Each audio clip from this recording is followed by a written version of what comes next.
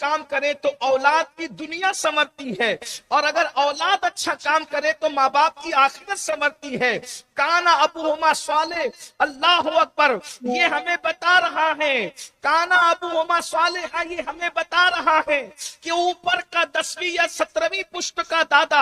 اگر اچھا عمل کرتا ہے تو اس کے پوتوں کے ساتھ نیچے 10ویں اور 17ویں نمبر کے پوتوں کے ساتھ انبیاء کرام کو اچھا سلوک کرنے کا حکم دیا جاتا ہے، اور اگر کوئی بچہ بسم اللہ پڑھتا ہے تو اس کے باپ کی قبر سے عذاب اٹھا لیا جاتا ہے۔ اب اگر اس کا معکوس آپ دیکھیں، تصویر کا دوسرا رخ آپ دیکھیں، تو پھر یہ بھی سمجھ میں آتا ہے اگر اوپر کی نسلوں میں اچھا کام نہ کیا جائے تو پھر ہماری اولاد پریشان رہتی ہے، مشکل میں رہتی ہے، تکلیف میں رہتی ہے۔ لمحوں کے گناہوں نے صدیوں کی سزا پائی، یہ جو بات کہی جاتی ہے کہ آپ بھول گئے۔ اللہ اکبر، حدیث پاک ہے، الزواجر کی روایت ہے، اللہ رب العزت ارشاد فرماتا ہے کہ میرے بندو میری نام کی جھوٹی قسم نہ کھاؤ، میرے نام کو جھوٹی قسموں کا نشانہ نہ بناؤ، جو میرے نام کی جھوٹی قسم کھائے گا میں اس پر بھی لعنت کروں گا اور اس کی 7 پشتوں تک لعنت فرماؤں گا۔ ایک شخص جھوٹی قسم کھا رہا ہے، اس کی 7 پشتوں تک تو نحوست باقی ہے۔ ابھی میرا عنوان یہ نہیں، لیکن ایک بات بتانا چاہتا ہوں کہ باپ دادا گناہ کرتے ہیں، اس کی نحوست نسلوں تک باقی رہتی ہے۔ کم سے کم لوگ یہ تو سوچیں کہ میں مال اس لیے کما رہا ہوں کہ میری اولاد سکون سے رہے۔ میرے بھائی، مال کمانے سے اولاد سکون سے رہے گی یا نہ رہے گی اس کی کوئی گارنٹی نہیں ہے۔ ہم اگر اعمال کماؤ گے تو اس کی برکت سے تمہاری اولاد دنیا میں بھی سکون سے رہے گی اور آخرت میں بھی سکون سے رہے گی، اور تمہیں بھی اللہ سکون اور چین عطا فرمائے گا۔ دیکھا، ایک جھوٹی قسم کھانے کی نحوست سے 7 پشتیں داؤ پر لگ گئی۔ اسی طریقے سے ایک روایت میں آتا ہے، اللہ پاک ارشاد فرماتا ہے، سابقہ سماوی کتب کے اندر یہ روایت موجود ہے، اللہ فرماتا ہے جو نماز نہیں پڑھتا اس پہ بھی لعنت کرتا ہوں، اس کا پڑوسی بے نمازی پن سے راضی ہے تو اس پہ بھی لعنت کرتا ہوں، اور اگر مجھے اپنی رحمت کا خیال نہ ہوتا تو میں اس کی نسلوں پر لعنت کرتا۔ غور فرمائیے، اسی طریقے سے زنا اور بدکاری کرنے والوں کے لیے بھی فرمایا کہ جو لوگ زنا اور بدکاری کرتے ہیں اللہ تبارک و تعالیٰ اس کی نحوست ان کی نسلوں میں باقی رکھتا ہے۔ آپ غور کیجئے، اس کا مطلب یہ نہیں ہے کہ آپ جو کرے آپ کے ساتھ ختم۔ قرآن اور حدیث بتا رہے ہیں کہ اگر آپ نے اچھا عمل کیا آپ کو بھی اس کا صلہ ملے گا، آپ کی نسلوں کو بھی ملے گا۔ آپ کی اولاد نے اچھا عمل کیا تو اس کا صلہ ان کو بھی ملے گا اور آپ کو بھی ملے گا۔ اپنی اولاد کی اچھی تربیت کیجیے۔ ہم تربیت کے معاملے میں کمزور پڑ رہے ہیں، اور تربیت نہ ہونے کا نتیجہ ہے کہ پورا معاشرہ بگڑ رہا ہے۔ آئیے تھوڑی ایک بات مجھے یہاں یاد آئی،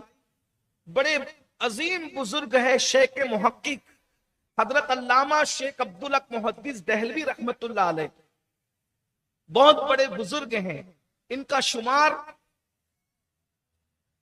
11ویں صدی کے مجددین میں ہوتا ہے۔ حضرت مجدد الفسانی شیخ احمد سرہندی رحمت اللہ علیہ جیسے مجدد ہیں، اسی طرح شیخ محقق شیخ عبدالحق محدث دہلوی بھی مجدد ہیں، اور خاص بات یہ ہے کہ توحید کے عنوان پر شیخ مجدد الفسانی کی محنتیں ہیں اور رسالت کے عنوان پر شیخ عبدالحق محدث دہلوی کی محنتیں ہیں۔ شیخ حج کے لیے تشریف لے گئے، شیخ عبدالحق محدث دہلوی حج کے لیے تشریف لے گئے۔ جب حج کے لیے تشریف لے گئے تو آپ نے سوچا کہ ذرا میں جنت المالا میں جو قبریں موجود ہیں، اہل ایمان کی قبریں، مومنوں کی قبریں، نیک لوگوں کی قبریں جو اللہ کے پڑوس میں ہیں، اللہ کے گھر کے پڑوس میں ہیں، اس لیے کہ کعبۃ اللہ اور جنت المالا کے درمیان بہت زیادہ فاصلہ نہیں ہے، بڑا رحمت والا قبرستان ہے، ہزاروں صحابہ اس میں مدفون ہیں، ام المومنین سیدہ طیبہ طاہرہ خدیجۃ الکبریٰ اس میں مدفون ہیں، رسول اللہ کے بڑے شہزادے سیدنا حضرت امام قاسم سرکار قاسم ابن محمد رضی اللہ تبارک و تعالی عنہ وسلام اللہ علیہ وہ وہاں پر موجود ہیں۔ اس طریقے سے بہت سارے اصحاب رسول ہیں، صحابیات ہیں، اہل البیت کے مقبرے ہیں۔ تو شیخ عبدالحق محدث دہلوی رحمت اللہ علیہ نے ایصال ثواب کے لیے، زیارت قبور کے لیے حرم کعبہ سے جنت المعلا کی طرف شد رحال فرمایا، یعنی آپ وہاں تشریف لے گئے زیارت کے لیے۔ جب آپ وہاں پر تشریف لے گئے اور اہل البیت اور اصحاب کی قبور کی زیارت کے بعد، ایصال ثواب کے بعد، آپ چلتے چلتے ایک قبر کے پاس رکے۔ چونکہ آپ صاحب کشف تھے، اللہ تبارک و تعالیٰ اپنے برگزیدہ بندوں کو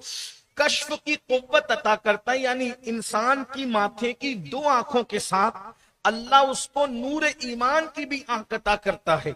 جیسا کہ حدیث پاک میں ہے، اتقوا بفراست المؤمن فإنه ينظر بنور اللہ تعالی، کہ مومن کی فراست سے بچو، مومن کی فراست سے ڈرو کہ وہ اللہ کے نور سے دیکھتا ہے۔ جب اللہ تبارک و تعالیٰ اس کو نور کی آنکھ عطا کرتا ہے تو پھر اس پر حجابات اٹھتے ہیں، پھر اللہ اسے کشف کی قوت عطا کرتا ہے۔ تو وہ قوت کشف سے شیخ محقق نے ایک قبر پر رک کر کے مراقب ہوئے، اور مراقب ہوئے تو آپ نے قبر کے حالات کو معلوم کرنا چاہا۔ جب آپ قبر کے حالات معلوم کرنا چاہتے ہیں تو کیا دیکھا کہ جنت المعلا کے اندر، کان کھول کر کے سنیے، توجہ سے سنیے، یہ شیخ محقق خود بیان فرما رہے ہیں۔ اللہ کرے کسی کے دل میں بات اتر جائے، میرے بھائیوں بہنیں یہاں موجود ہیں، ان مقدس بہنوں سے بھی گزارش ہے ذرا توجہ کے ساتھ گفتگو کو سنیں۔ شیخ محقق فرماتے ہیں جب میں نے مراقبہ کیا، مراقبے کے بعد قبر کے حالات مجھ پر منکشف ہوئے تو میں نے کیا دیکھا، اس مبارک مقبرے کے اندر وہ آرام کرنے والا بندہ کوئی معمولی انسان نہ تھا، بلکہ سفر حج میں اس خوش نصیب کو موت کا مزہ چکھنے کا شرف حاصل ہوا تھا۔ ذرا غور تو کیجئے، اگر کوئی بندہ سفر حج میں انتقال کر جائے تو ایک روایت میں آتا ہے کہ اللہ تبارک و تعالی قیامت تک ہر سال اس کا ہم شکل فرشتہ پیدا کرتا ہے جو حج کرتا ہے، اور اس کا ثواب اللہ اس کو عطا فرمائے گا۔ ایک روایت میں آیا ہے کہ جو سفر حج میں انتقال کر جائے ہر سال اس کو حج کا ثواب عطا کیا جائے گا، اس کو اللہ رب العزت ہر سال حاجی لکھے گا، اس کی مغفرت ہوگی، اس کی بخشش ہوگی۔ مگر اللہ اکبر، میرے اللہ کی شان ہے، اللہ بے نیاز ہے، اللہ اکبر۔ شیخ محقق کہتے ہیں جب میں نے قبر کے حالات مجھ پر منکشف ہوئے تو میں نے دیکھا وہ بندہ قبر میں تو ہے مگر بے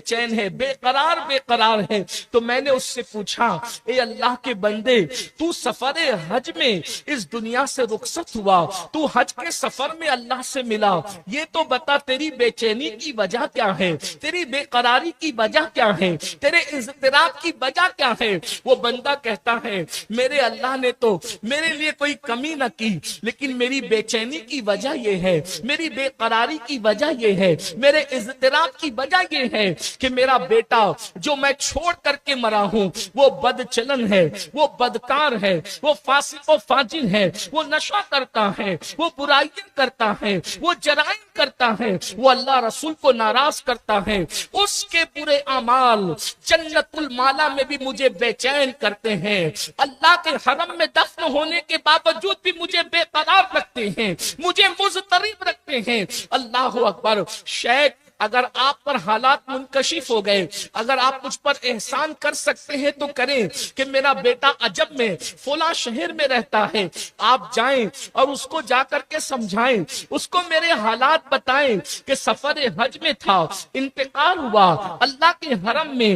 کعبے کے پڑوس میں دفن ہوا، لیکن ان رحمتوں میں بھی میں تیرے اعمال کی برائیوں کی وجہ سے، تیرے پاپ اور تیرے جرائم کی وجہ سے بے چین اور بے قرار ہوں۔ اس سے کہو کہ وہ سدھر جائے، اس سے کہو کہ وہ سمر جائے، اس سے کہو کہ وہ اپنی زندگی کی اصلاح کر لے، اس لیے کہ اس کے برے اعمال مجھے قبر میں بے چین کرتے ہیں۔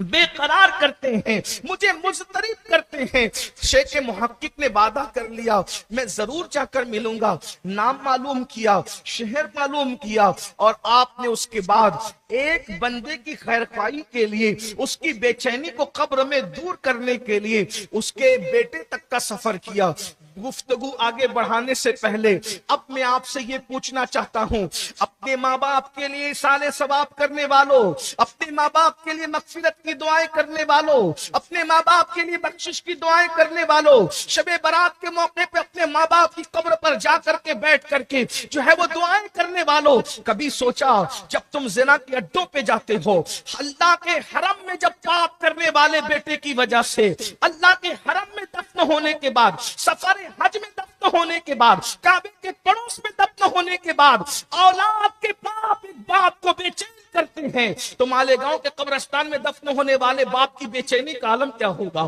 مالیگاؤں کے قبرستانوں میں جو ہے وہ دفن ہونے والی ماں کی بے چینی کا عالم کیا ہوگا؟ ذرا غور تو کرو، کم سے کم اپنا خیال نہیں کرتے، ان ماں باپ کے اضطراب کا تو خیال کرو، ان کی بے چینی کا تو خیال کرو، ان کی بے قراری کا تو خیال کرو، جس ماں نے 9 مہینے تمہیں پیٹ میں رکھا، اپنے شکم میں رکھا، 2 سال تک کے اپنے لہو کو نچوڑ کر کے دودھ کی شکل میں ہمارے منہ میں منتقل کیا، نرم نرم گدوں کو جب ہم نے پیشاب کی نجاست سے آلودہ کر دیا تو سردیوں میں مائیں